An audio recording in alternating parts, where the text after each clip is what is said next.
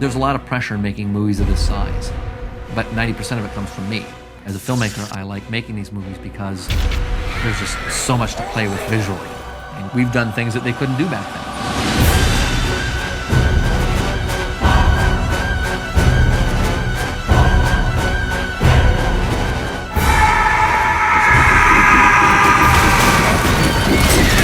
There's still some of the same techniques we share. I mean, we still use matte paintings, we still do elaborate miniatures. We can do more with the miniatures because we have more sophisticated pyrotechnics and rigs and hydraulic systems.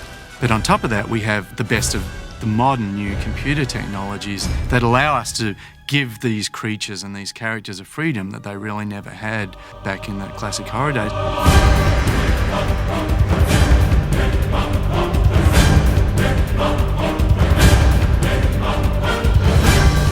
Wonderful thing about the digital world that we're all in now is that there are no limitations on one's imagination. Only limitations are your pocketbook. There's a complexity involved there that requires keeping a lot of balls in the air. So if you're doing that, you want to go into those sequences prepared. We had quite a few things that were very challenging. Just about everything Van Helsing was challenging. I don't think ILM did any simple shots on this particular project. It's been a pleasure knowing you. Au revoir! For example, Mr. Hyde's sequence, in putting that together, we had an animatic to refer to start help us plan that. We animated the action first. We didn't really know what the shots were going to be, and we kind of designed and animated the action, and then went in and covered the scene as if, you know, you had two real actors and you were finding the good angles. We did a lot of different concept explorations. What we came up with was someone who is really just a grotesque-looking human being, who we basically sort of felt like he was one of those British backstreet thugs that's been down drinking all night at the pub and come and bash the crap out of you, you know. And action! 4 children, 3 goats, whoosh, and a rather large massacre of poultry. When we saw the way Schuller performed as Frankenstein, we thought, wow, this guy really, even with all this stuff on him, moves really in an agile way, and Schuller was really happy to do it. And we made a helmet with a picture of Mr. Hyde on the top so we could work out our compositions. It takes a real leap of faith on the part of the director and the editors and the producer, because when they get all the material back, the first reaction is, how is this going to work?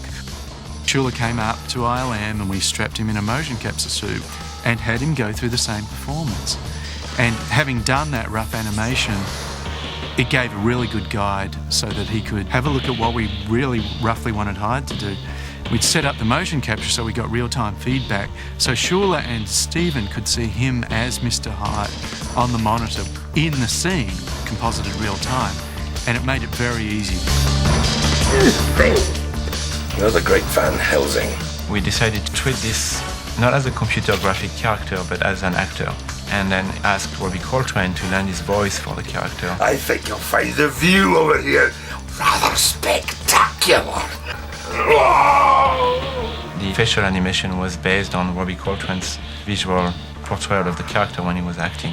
The combination created a really unique character that comes out really strong on screen. My turn! I think he'll be probably the highest achievement that's ever been seen in terms of a photoreal, completely synthetic character. Kill the stranger. Love to.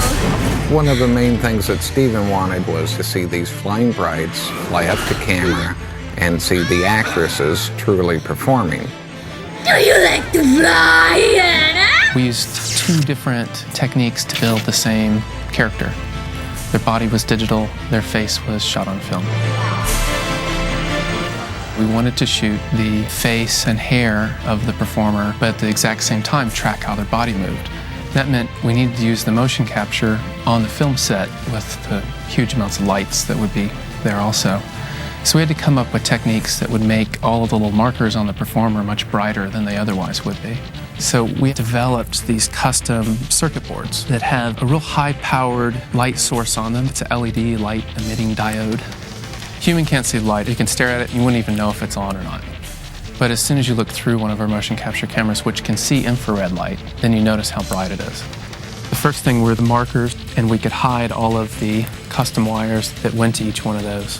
So the suit would not have wires running all over that the brides would get tangled up in.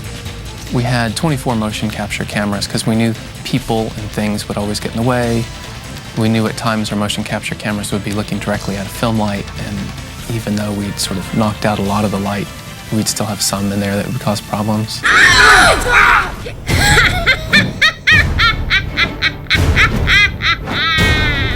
So here's the whole process. We shot background plates in prog. We had to track how the film camera moves through space. The next step was, how does the bride move? So we create these animatics with a digital version of the bride flying through that shot. And this gives us an idea of how she moves relative to the film camera. We convert them to something that would be useful for the hybrid shoot itself. So the cameramen knew how to move the camera, so the stunt people knew how to move the brides, so the brides knew exactly what to do, and we'd have a performance that actually fit with the shot that was shot months earlier. We took those two things and inserted them into the original background plate. And once we stick it on the 3D bride, we'll get something that looks like this final here.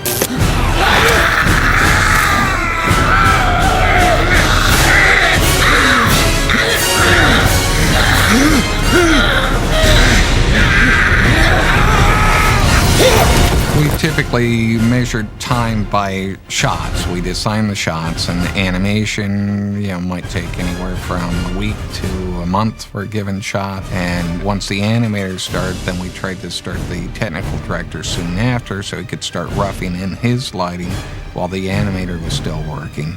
And then we'd overlap that with the compositor starting to work. And each artist typically had 2 or 3 shots that they were working at one time. But generally, a shot could take easily a month to 2 months, in some cases a few months, to accomplish, just because of all the little pieces to be dealt with.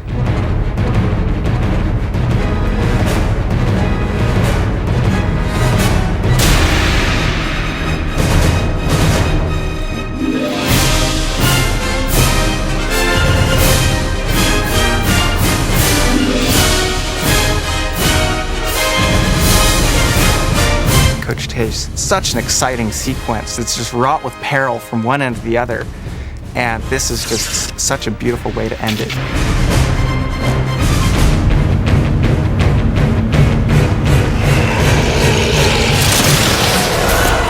The creatures were pretty much the top end of what we can do with creature technology today. We had all these hair simulations, flesh simulations. We had subsurface scattering to give a sort of more organic look to the hellbeast creature. We had to transform Hugh Jackman into a big, scary werewolf, but also Stephen Summers wanted the werewolf to be sexy looking. And both of them to be like rock stars, like these manes of elaborate hair and so on. So it was a big challenge because it really required the best of what we can do in terms of creating computer graphics creatures. And because these creatures can leap around the place and fly, we had to fabricate the rest of the set. But we also then had to transform our hero and our villain back and forward into characters. And so I think overall that presented a lot of challenges, and I think the results is a full-on two-fisted battle between two monsters that any horror fan would love to work on something like that.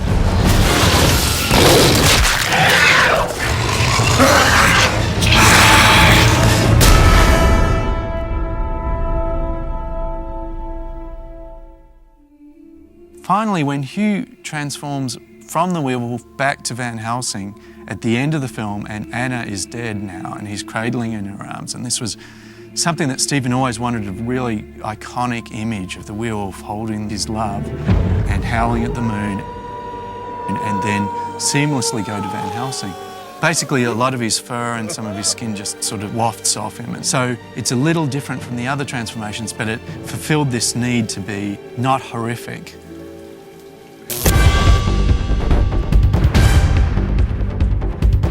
I think that there are people that will see this movie that think the visual effects are phenomenal, like the most unbelievable visual effects they've ever seen. I'm one of those people. I can see everyday life all the time. For some reason, my sensibilities, especially as a writer, I guess. As a writer, I love to create stuff that you haven't seen before.